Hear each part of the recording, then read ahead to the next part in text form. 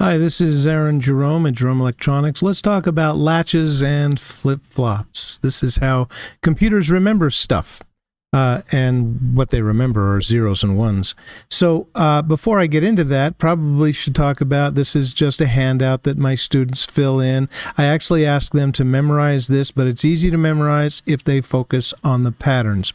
I'd also like to talk a little bit about my computer history. So starting with that, the earliest computer that I ever used was called a DEC 10. DEC stands for Digital Electronic Corporation. This is a picture of the DEC 10.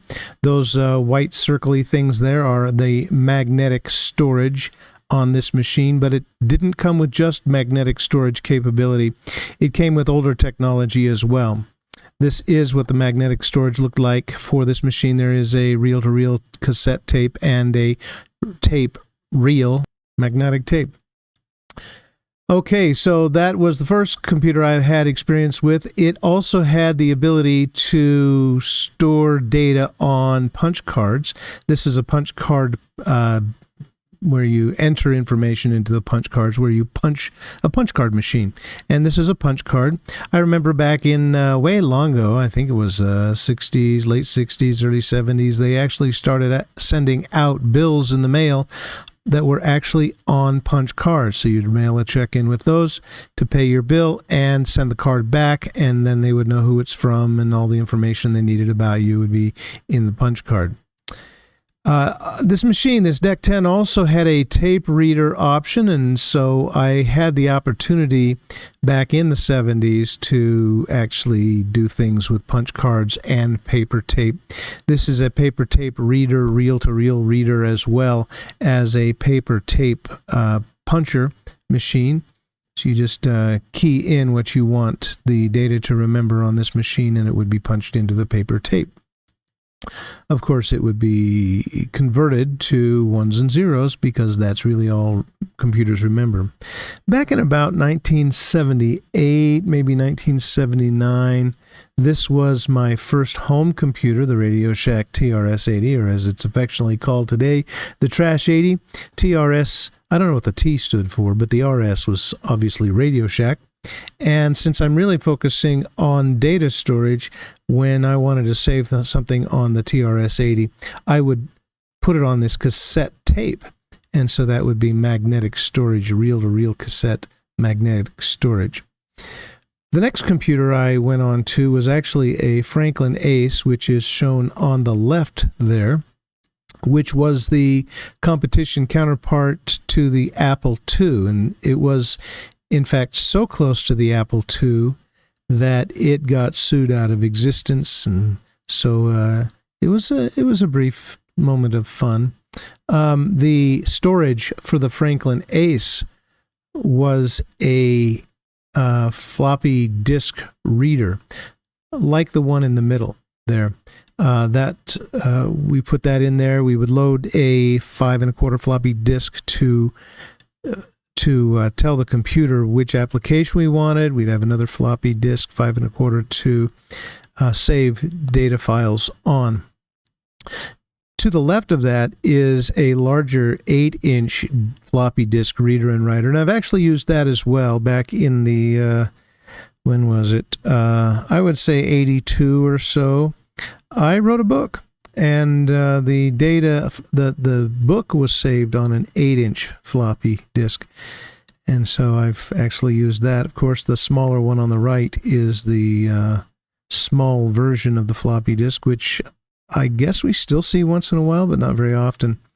Those of us who went through that, we've got all different sizes of these. So anyway, these are the ones I used. I just want to make a quick note about this. This is a disk drive.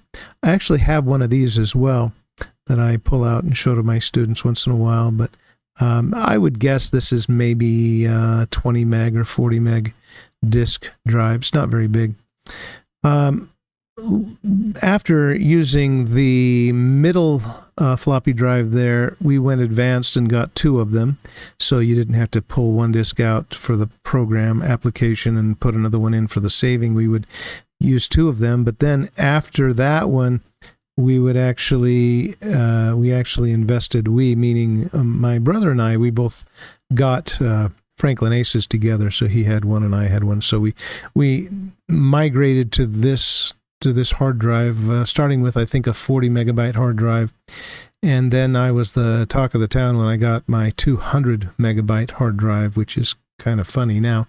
Paid $200 for that, I remember. So this is all kinds of different kinds of storage. There's CDs, which is more of a light optical storage, various cassettes and floppy disks. And of course, I've used all of those. And today we're using SD cards and mini and micro SD cards and different kinds, and the flash drive or the thumb drive. It's all there. This is kind of a history of what we today call storage devices, and I've used most of them. Got a lot of stories because I'm old, and I've lived a long time. Anyway, these are storage devices. They're all types of computer memory, but these are specifically storage devices, meaning that they can hold information even when the power is off. And that is important. It comes into play a little bit later on here, but basically they can remember even beyond being the computer being powered up. So they're all very slow to access, and we are going to, that's kind of our goal, is to discover how to make faster memory for the computer. Okay, so the question that I have is, if you as a computer scientist, there's a computer scientist, were given the assignment to invent faster computer memory, how would you begin? And by now, in my class, the answer should be pretty obvious. We would be using logic gates, which we are calling combinational logic right now. The and, the or, the nor, the not, the NAND, and the XOR, and the, what have I missed? XOR, XNOR, and, the basic gates. When we have used these gates before, for example, we learned how to add. We could learn how to add and subtract, and of course we could also multiply because that's just really fast adding. And we could also divide because that's just really fast subtracting. That's just one way to do it. So the problem is, up to now, if we wanted the computer to add a couple of numbers, we had to remember those numbers using our own brain. So we told the computer the numbers, and then the way we interfaced with the computers is we flipped switches. And of course we did that on we could do that by hitting a keyboard or by physical switches on our breadboards. But the solution box that we're suggesting is a box where the computer can remember its own numbers.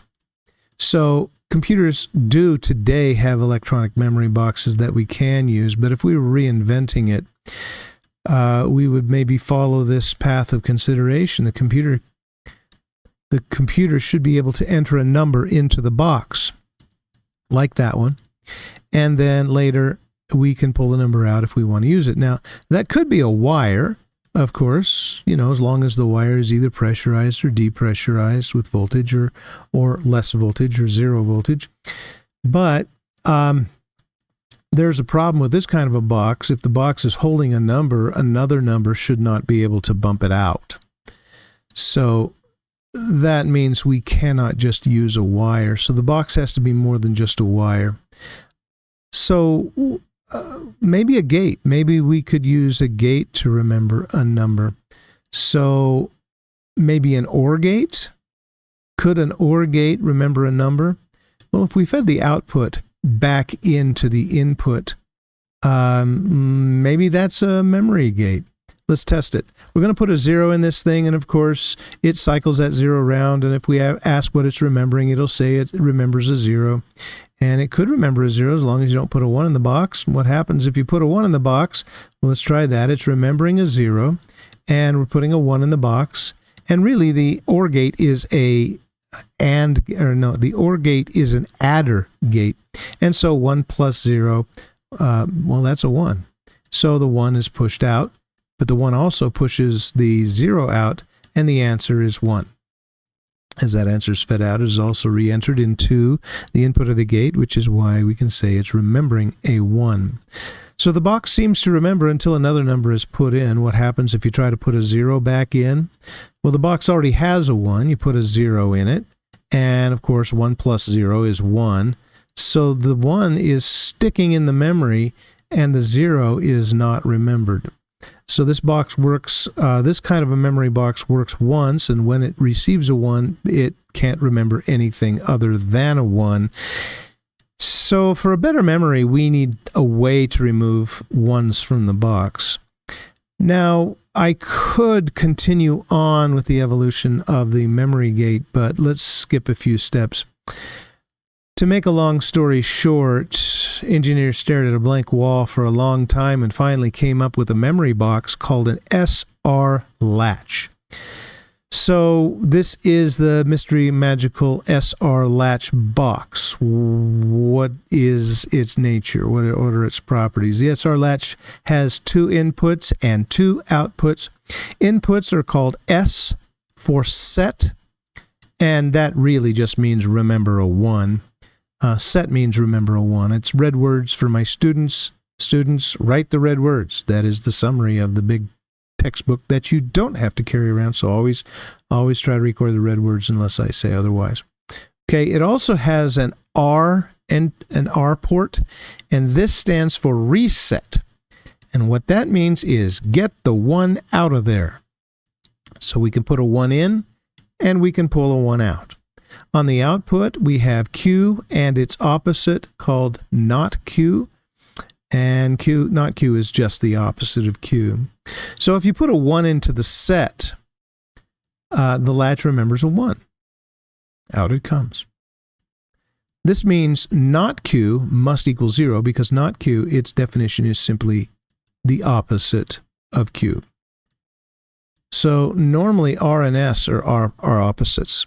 For this gate to function properly, we're either putting a 1 in or we're taking a 1 out. If we don't do anything, nothing changes. And if we try to put 1s in while we're taking 1s out, well, that causes problems too. So if you put a 1 into the reset, then the 1 that's already in the box and already being remembered is bumped out. So the one that says, get rid of the 1s. So we use a 1 to erase 1s from the box. When the 1 has gone away, the stored value has to be 0. That means Q equals 0. And, of course, that means not Q is going to equal 1. And it's normally S and R are opposite, so we assume that S is a 0. Okay, the SR latch. There's another way to look at it that I think helps some students. Another way to remember, and it is the big sister, little sister comparison analogy. Q is like a copycat little sister. She walks around. She always wants to do what the older sibling, the older brother, the older sister wants to do. And that can be kind of annoying. But Q is copycat, always wants to be doing what the older sibling is doing. And little sis is trying to always copy. Q wants to be just like S. If S equals 0, then Q changes to 0 because that's what Q wants to do. Q wants to copycat S. And, of course, we are assuming that S and R are opposites when this happens. If S equals 1, then Q changes to 1, and again, S and R must be opposites for this to happen. Okay, so what if both S and R happen to be the same value? Well, if S is 0 and if R is 0, 0 really means do nothing. So if we tell S to do nothing and R to do nothing, then Q, whatever it is, will not change because nothing has been done to it. Okay. Now, this is where you start using your worksheet, and we're going to be filling in the truth tables for the SR latch and other latches as well. We'll be talking about a gated D latch and a JK latch as we go on. That's why there are 3 truth tables, and we'll be talking about them in that order. So, Let's make a truth table for the SR latch. Of course, the SR latch has inputs S and R and outputs Q and not Q. And so we're going to have to include columns for S and R and Q and not Q. Of course, the inputs are S and R and the outputs are Q and not Q. Okay. Remember, inputs are always just a binary count. We've said that so many times. I would hope that my students have already filled in the binary count for the inputs. That, of course, is 0, 0, 0, 1, 1, 0, and 1, 1. Assume that the initial state in the latch is that the latch is holding Q equals 1, and that means not Q will be a 0. That's just the initial state to get us started. Okay, so we're going to start with the first row of inputs where both inputs are zeros. That, if you remember, means do nothing. If S is 0 and R is 0, 0 means do nothing. And so we put a 0 in, we put a 0 in for S and a 0 in for R, 0 in for set and 0 in for reset, and then Q equals no change. We can't say it equals a specific value because no change could either be a 1 or a 0, and those are different values. So we're just going to call Q no change, and if Q doesn't change, neither does not Q, and so we're calling this no change. You put do nothing in for set and do nothing in for reset. There is no change. Let's move to the next inputs. This time we're going to put a 0 in for set, so we're going to set 0. And remember, Q wants to be what S is, and so if Q happens to note that S is 0, Q will change to 0. Also remember that not Q is always the opposite of Q.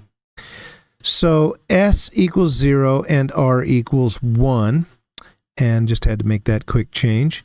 And then Q then will try to emulate what S is. Q will equal 0. So there goes Q changing to 0. And of course, that means that not Q will also change, and it will change to the opposite of Q. So not Q will be a 1, and we will note that on our truth table.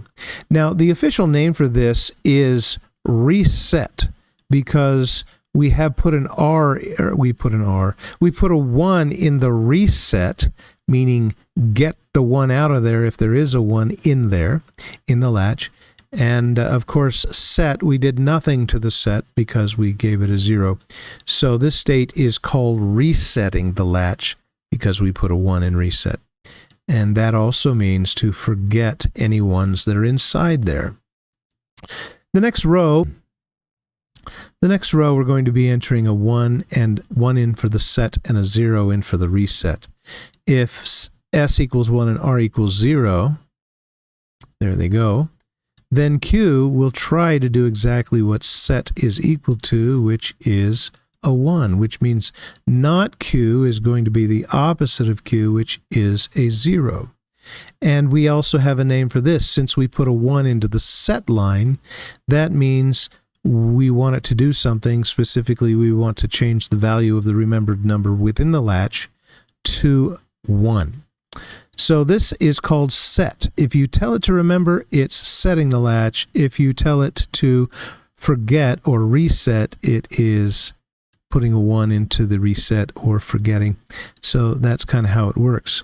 So now in the truth table, the last column here is to put a 1 and a 1. If S equals 1 and R equals 1 on this truth table and on this latch, S already equals 1. Let's flip the R to a 1.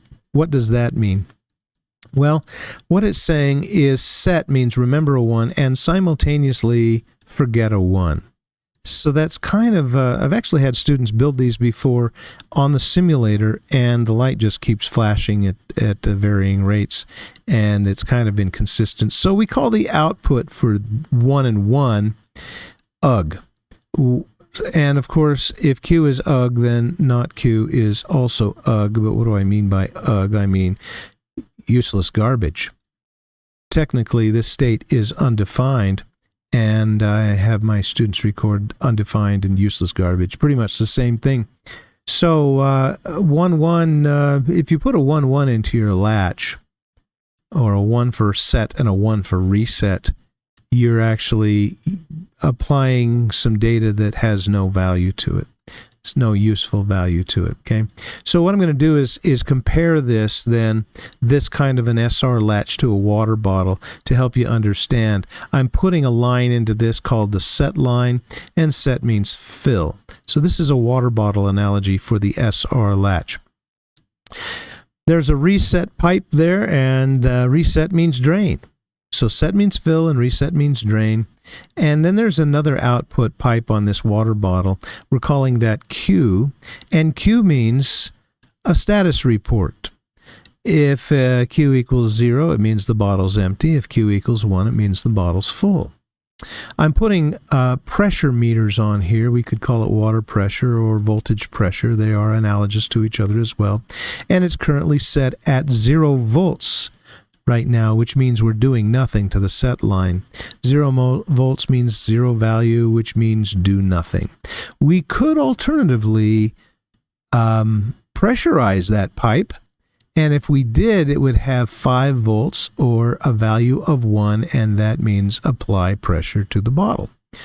Okay, but we're going to set it to 0 to start out with. Okay, we're going to do nothing to start out with. Putting another pressure gauge on the reset line. Reset means to drain.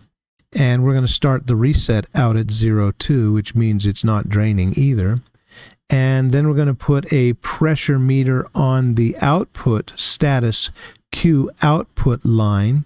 And we're going to have that actually be a 1, because what we're really saying is that bottle is full of water right now. So basically the output is pressurized because it's full of water or full of electrons, if you want to take the analogy further.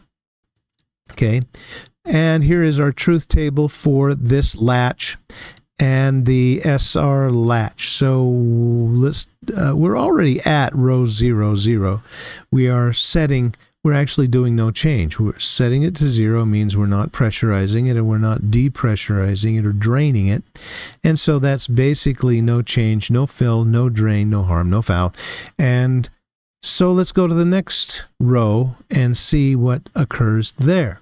So the set is still 0, but the reset is a 1, which means we're going to drain the stored value from this water bottle. We're pressurizing that line, but it's a reverse pressure, which means we are actually going to pull out the water in the bottle, and that causes the bottle to shrink because we're draining all of the water out of it.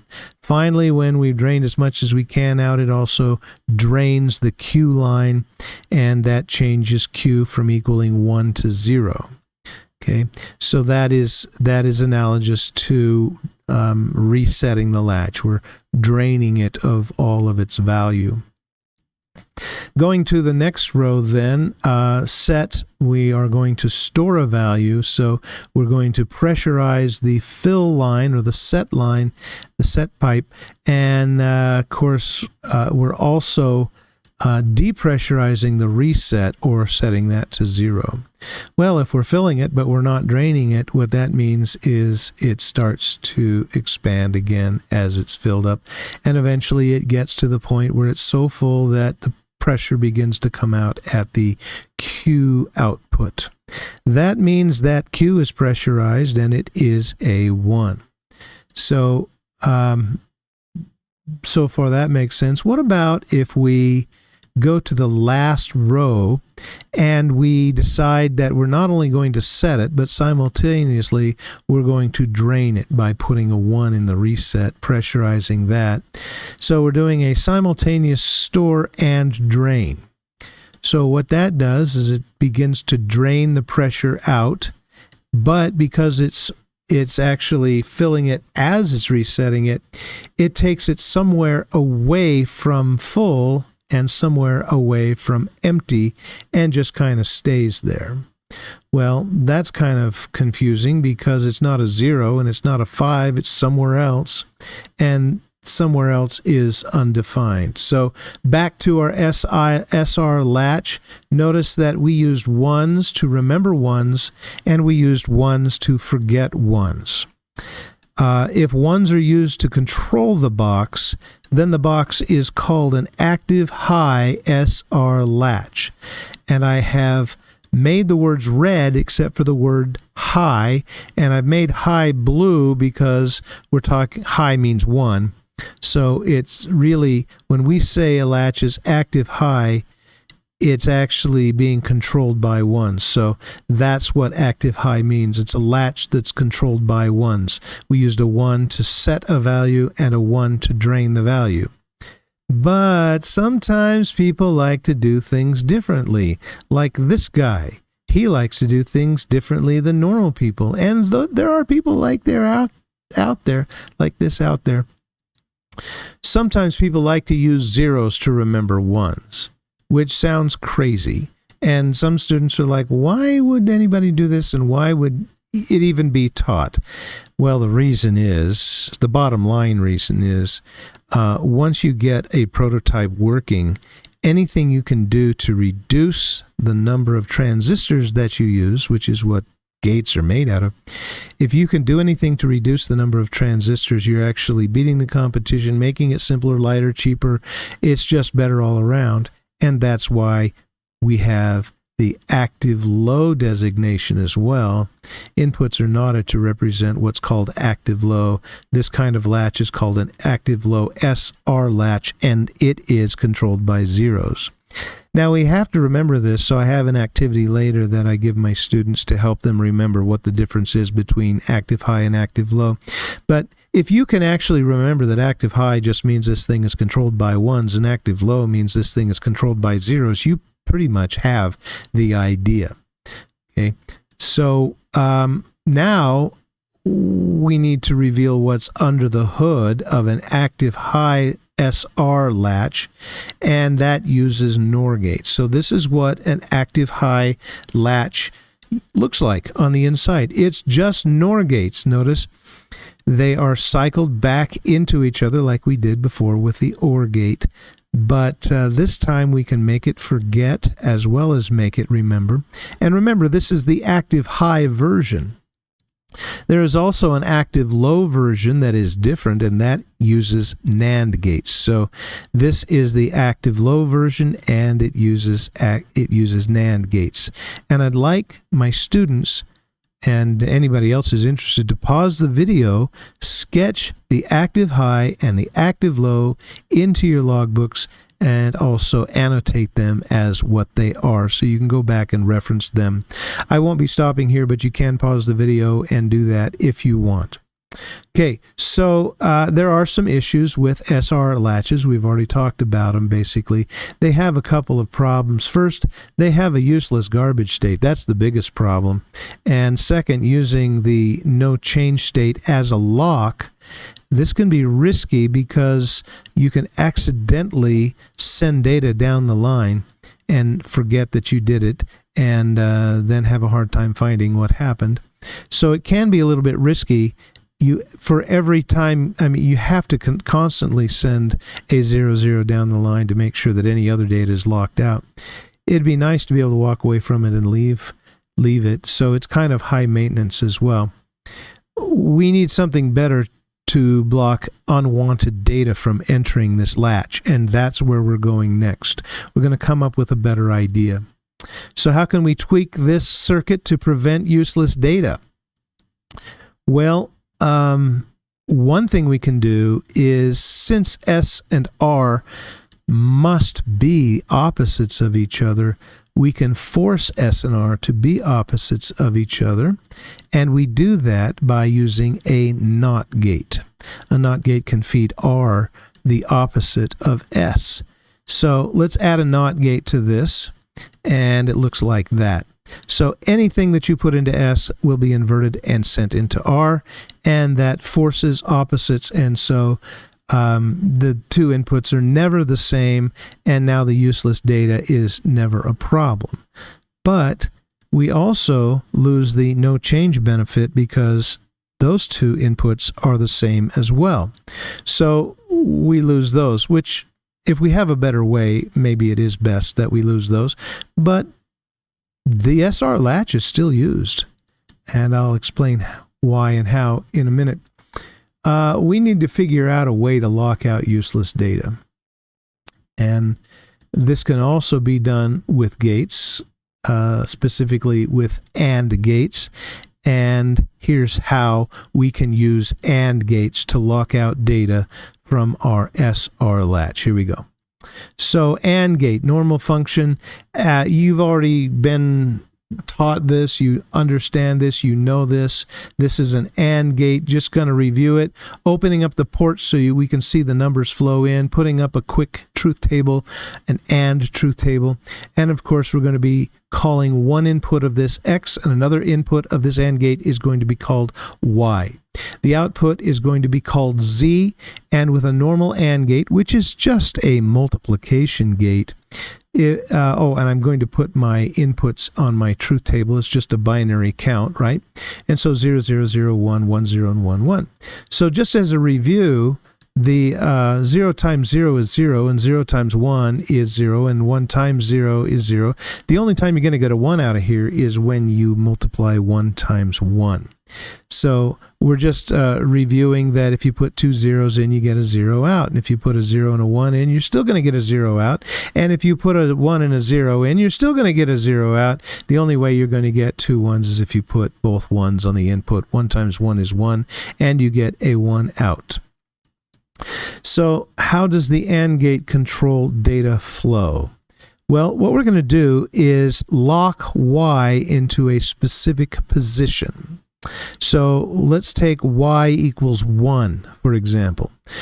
We're going to, there's two instances of those, one that's paired with a 0 and one that's paired with a 1.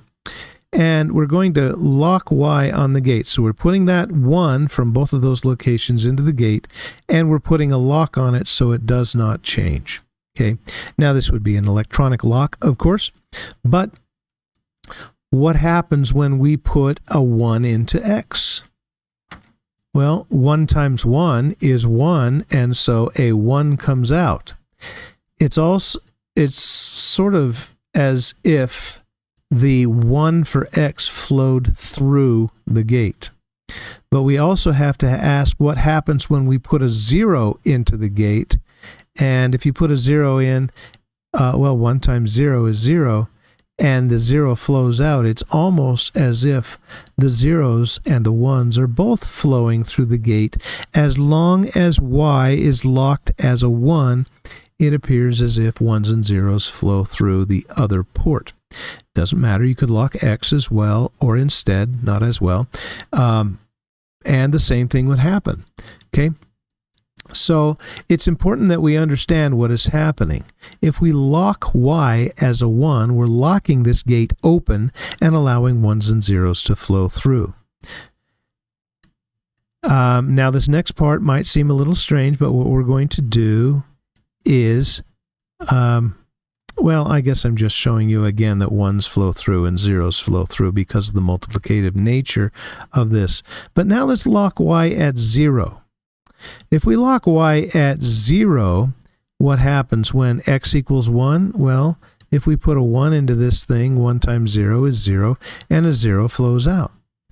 Or nothing flows out. Also, we could lock in a 0. Well, it's locked at 0. We could input a 0 into the X line, and of course, if we put nothing in and nothing comes out, it appears as if the 1s and 0s are not flowing, and it appears as if the gate is blocked. So by controlling Y, or by controlling one of the inputs and sending data through the other input, we can simulate a lock or unlock of a gate, and that's what AND gates are used for. Here I'm showing that the 1 comes out as a 0 again, and the 0 comes out as a 0 again. Locking input with Y equals 0 blocks data in the other input, and locking the Y input with a 1 allows the data in the other input to flow through. So that's what we want to do, is we want to use these AND gate locks and unlocks on our latch, on our SR latch. So after setting the latch, we need a way to lock the box, and this keeps the random 1s and 0s from changing the memory. I mean, we don't have to keep track of, did I just send 0, 0 in there or 1, 1 in there? No, it's even simpler. We can use AND gates to create a gate key. So here we go. Putting AND gates into this thing is as simple as that. So now we have the set line, which is basically where data is going to go in, but there's no such thing as a reset line, and we need to name the input something different than reset because it basically locks and unlocks the gate. So we can no longer call these inputs set and reset. They go away. We're going to call them the top, or the data input, we're going to call the data or D input, and the other one, the other input, we're going to control whether or not the gate is open or closed, and we're going to call that the gated input. So one for data, one for gate. Now this solves all the problems. S and R are opposite of each other. By the way, this is still an SR latch, but it has a new name when we add these modifications. We call this a gated D latch, and so we're going to put the information on our charts now for the gated D latch. You should have the SR latch already filled in, but we're going to the gated D latch now. Okay, so the gated D latch, a good way to think about this is to think of the latch as a door that Q can't see through, and Q wishes it could see through, because if it could see through, it would see what D is doing, and it could copycat D. This is the gated D latch. First, let's assume that the latch is already remembering a 1 for Q, which means not Q will be a 0. And then we're putting the data into the inputs. It's just a binary count, 0, 0. And I guess I'm going to put the numbers into D and G first.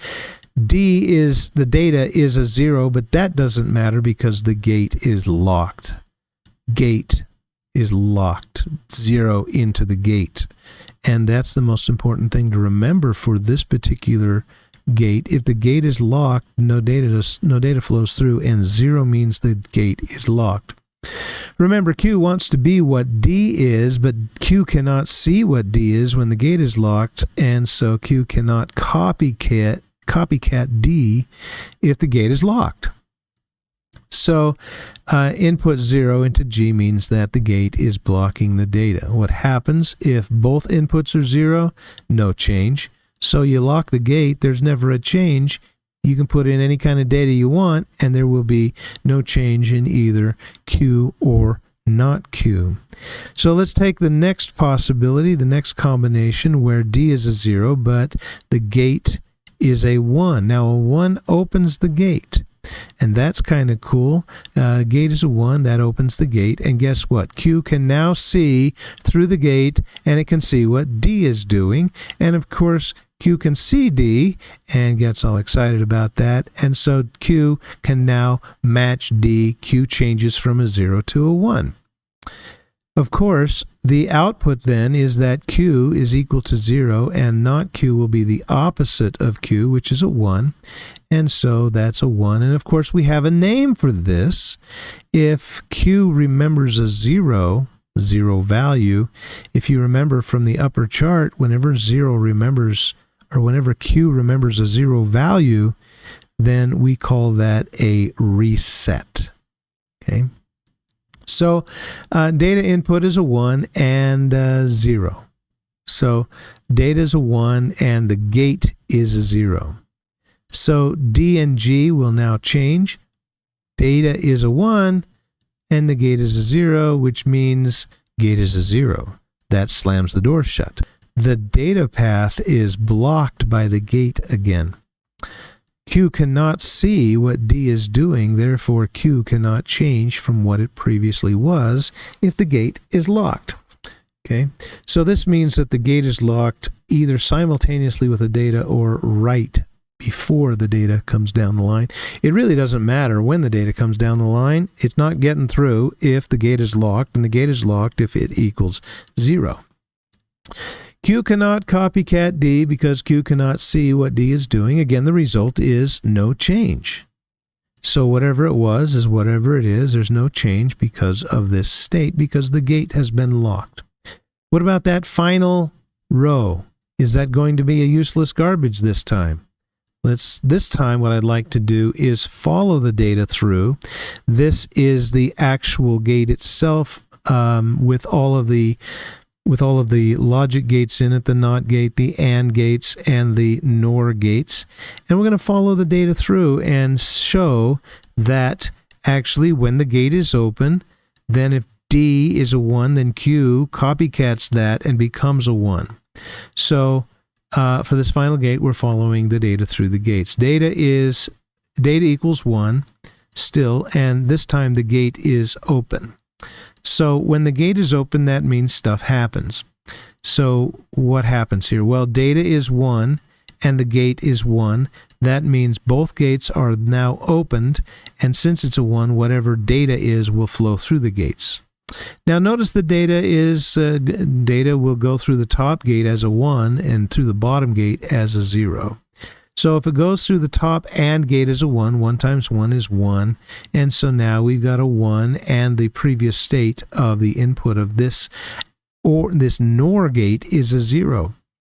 The NOR gate is adding 1 and 0, and that of course is a 1. 1 plus 0 is 1. There's a 1 there, but on the other side of that NOT gate for the NOR gate, it becomes a 0, and that flows down to Q.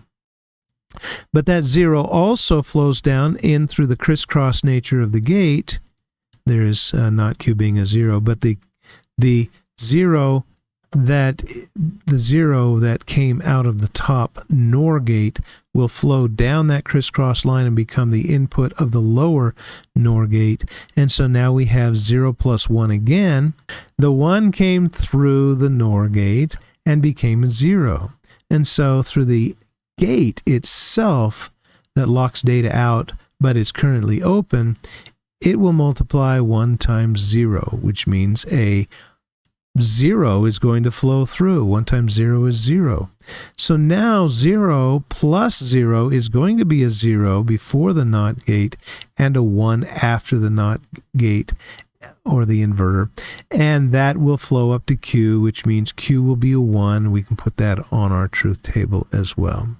That does flow back through the crisscross nature and back in, but that doesn't change anything because 1 plus 1 is a 1 as well. That is, true plus true is true, as I've taught you before. And so a 1 comes out, but after the NOT gate, it's still a 0, so NOT Q is still a 0. And so it stabilizes or comes to rest at this value, Q equals 1 and not Q equals 0. We call that a set. We put a 1 in with the gate open. We're setting or remembering the latch.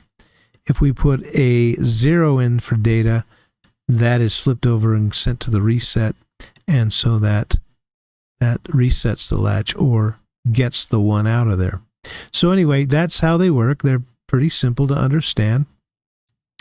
This is a gate-a-latch using all NAND gates, and I wanted to show you this to show you that universal gates could be used as well. Since it is using NAND gates, it's actually an active low controlled by zeros. And what is WE, W-E? Well, the gate has different names. We've called it G for gate, but it can also be called WE for write enable. Sometimes we just call it E or EN for enable. So you could see gate, G, we, write enable, E or EN for enable. They're just different ways to notate the gate. What we're doing now is we're taking one of these gates and we're multiplying. Now we've got 4 of them. And of course the write enable is controlling all of them simultaneously. So we can, with one value for the write enable, we can either open or close the gate, allowing the data to either flow through or be blocked.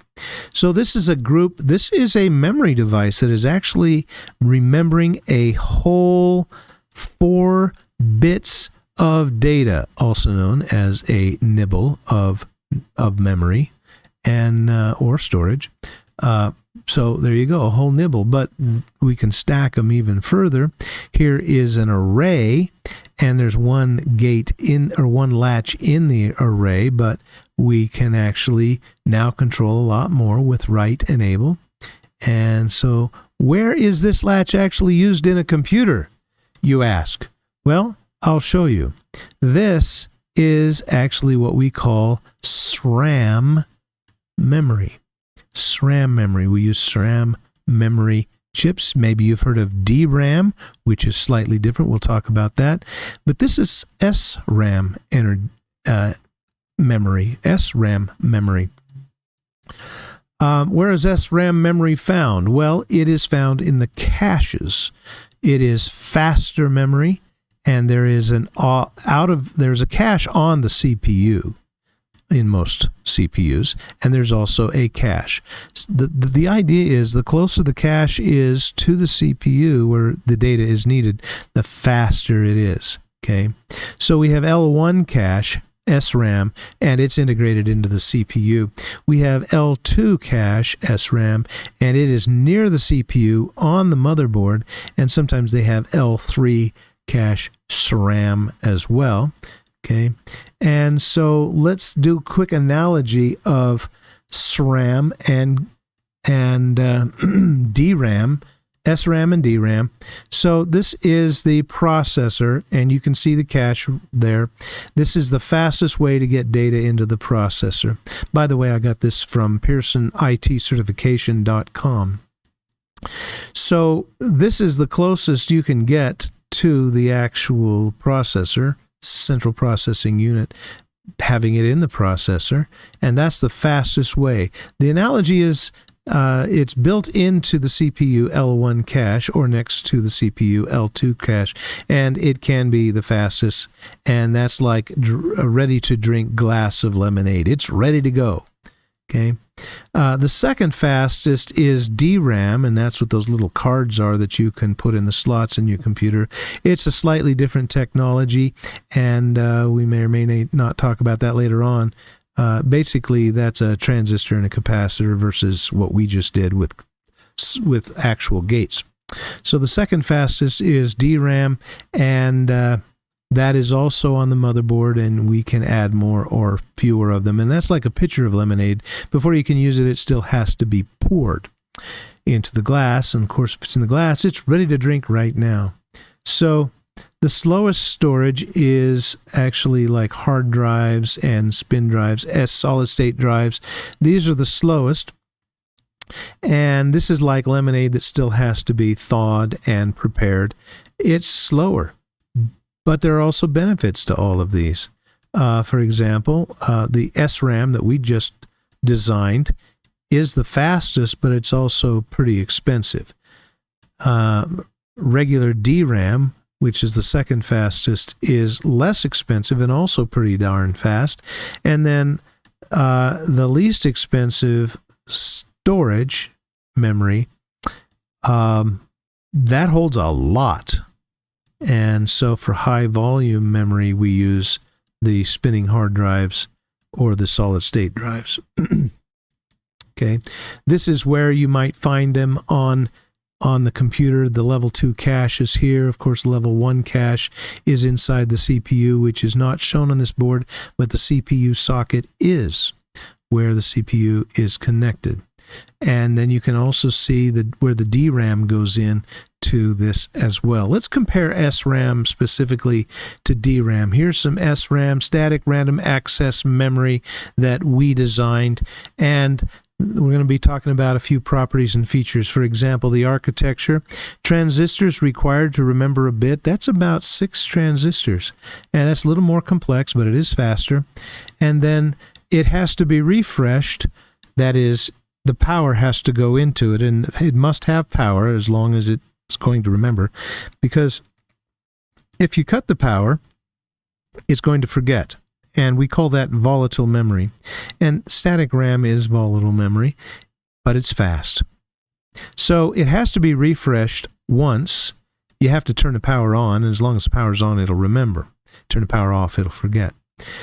The cost of this thing is more expensive than DRAM, and even more expensive than spin or SSD RAM.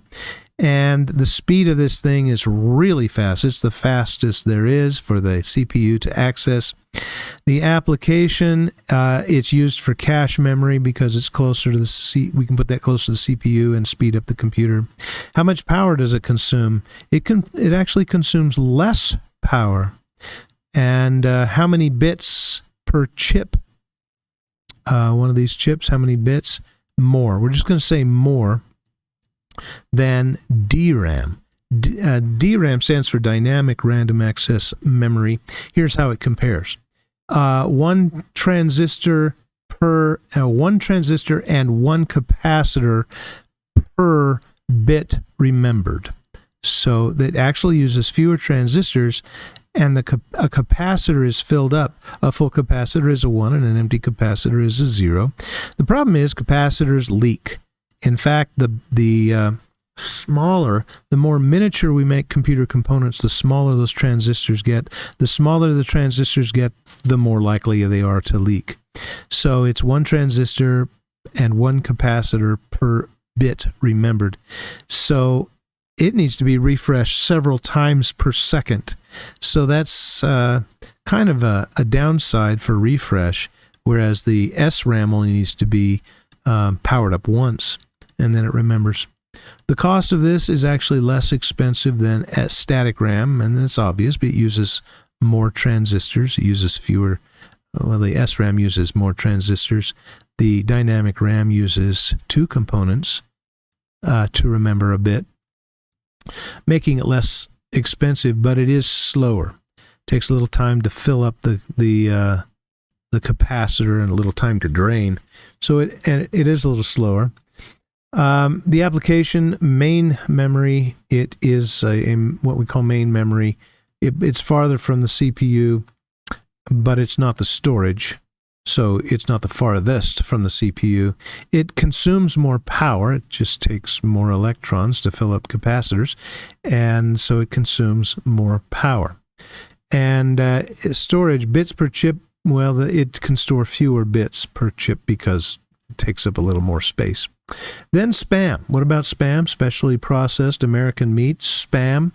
Well, its architecture, it's meat. It's processed. Refresh after 3-4 days in the fridge. Cost, it's the least expensive option if you just want to go with SPAM. Speed depends on the slope. Application, use a fork. Power consumption, it doesn't consume power, it produces power. When you consume SPAM, it goes into your body and produces energy. So there's kind of a benefit for SPAM. So comparing SPAM to DRAM to SRAM, just wanted to make sure we covered everything. Storage, bits per chip. Best I could come up with is 2 to 5 years in a sealed can. All right, that comparison has been made. This is a JK latch. There is enough room to put 2 JK latches in a chip, a standard 14-pin dual inline chip. And so that's generally how they make them, and sometimes they link them together to do greater service. This dual JK latch is called a 74LS73 JK. JK latch is actually the most popular and versatile latch for designing things other than just remembering things, and we'll explain why in a moment. It's used to make things like counters and registers and data storage device and frequency dividers and many other circuits. Now, I should have probably put counters and frequency dividers together because a frequency divider takes a frequency, say 500 megahertz or 500 cycles. Let's just go with 500 hertz. 500 cycles per second. A frequency divider will cut that in half, and of course, that if you remember that a binary counter has columns that double each time. So if you can compare the two ideas where you are dividing the speed of the count and doubling the speed of the count, you can see where frequency dividers might be used in counters. That's just kind of a hint. Registers. You know what a register is if you've used a calculator. You push a button to put a number in the calculator, then you decide to push another button to put another number in the calculator. The first button slides to the right or the left or up or down, and that's what a register does. It pushes the existing number over to make room for a new value. We will be building one of those. Data storage devices, that's what we're talking about right now, so you know what all of those mean. So do you remember the error in the SR latch? This is an SR latch. If you remember the error, JK latch is almost identical to the SR latch. The difference, if you notice, look on the truth table, the SR latch is identical except for the last row. The SR latch generally generates garbage or undefined data when both inputs are high. And somebody said, why don't we, instead of generating garbage, let's make that last row useful. So instead, we're going to make it become something called a toggle. What is a toggle? Well, we can't call it an SR latch anymore. That's why we tossed those out of there. We're calling it a JK latch. And there's still some debate about why it's called a JK latch, but I think most people will agree, and I agree with them, is that JK stands for a guy named Jack Kilby. And he was a early computer scientist, probably had something to do with this idea, probably had something to do with the development of latches and other things. And so this one is named JK, and I think in honor of Jack Kilby. And I am not just kidding. And it doesn't stand for just kidding. Jack Kilby. So here's how the toggle works. Toggle flips the outputs to the opposite of what they are. So if before the toggle outputs are Q equals 1, which we're calling red, and not Q equals 0, which we're calling black, if we invoke the toggle by putting both ones as an input into this JK latch, it simply means the toggle flips them to their opposites. So it's just flipping them to their opposites. Okay, so that's what toggle means, in case you wanted to know. And notice that the JK truth table is identical to the SR truth table except for the last row. So you might want to pause now and fill in the JK latch. That toggle row becomes very useful. So I'm going to continue on, which, well, basically at the end, this is all about latches. I do want to say one more thing, because I have implied that this was also about flip-flops. I'm saying this now because I'm a little bit behind in video design and editing, and I might skip the flip-flop video online. I will skip a lesson number for it because I do fully intend to put a flip-flop video on. But for now, let me just point out, it's a very simple concept. A flip-flop is nothing more than a latch with one difference. Remember, with the latch, we actually have to flip switches on the latch. A switch to put data in, and a switch to either reset or set, and a switch to lock the gate if it's a gated D-latch. Well, the difference between a latch and a flip-flop is nothing more than installing a clock signal to flip the switches for the data and the gate, say in a gated D-latch or an SR latch or a JK latch. In other words, a clock controls the latch, and when we do that, and when we set toggles to be permanent, for example, that causes outputs to flip-flop. And so we call them flip-flops. And flip-flops have a wide range of uses that we will talk about later. Okay, so that's pretty much it for how computers remember stuff. This is Aaron Jerome at Jerome Electronics. Thanks for tuning in. Thanks for listening. Talk to you next time. Bye-bye.